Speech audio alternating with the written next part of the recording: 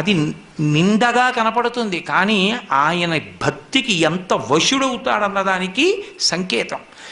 అంత ఉద్ధతి చేసి కాశీపట్టణంలో అల్లరి చేసినటువంటి గజాసురుణ్ణి త్రిశూలం మీద పక్కన పెట్టి ఆయన తపస్సు చేసుకుంటుండగా సామగాన మంత్రాల చేత పరమశివుణ్ణి స్తోత్రం చేస్తే పరవశించినటువంటి పరమశివుడు ఆయన కోరికని తీర్చడానికి వెంటనే ప్రసన్నుడై, నువ్వు నా తోలు ఒలిచి ఎప్పుడూ కట్టుకుని ఉండాలి, కృత్తివాసేశ్వరుడు అన్న పేరుతో కాశీపట్టణంలో శివలింగంగా ఉండాలి, ఈ తోలు వాసన రాకూడదు, దుర్గంధం ఉండకూడదు అంటే దుర్గంధం లేని తోలుగా మార్చి నెత్తురోడుతూ అప్పుడే నవనవలాడుతున్న ఏనుగు తోలుగా కట్టుకుంటుంటాడు.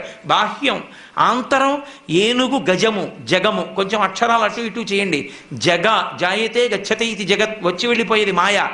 మాయని నేను లొంగదీయగలను, తోలు తీసి కట్టుకోగలను, మాయని నియంత్రించగలను, వహించగలను, నియంత్రించగలను, నియమించగలనని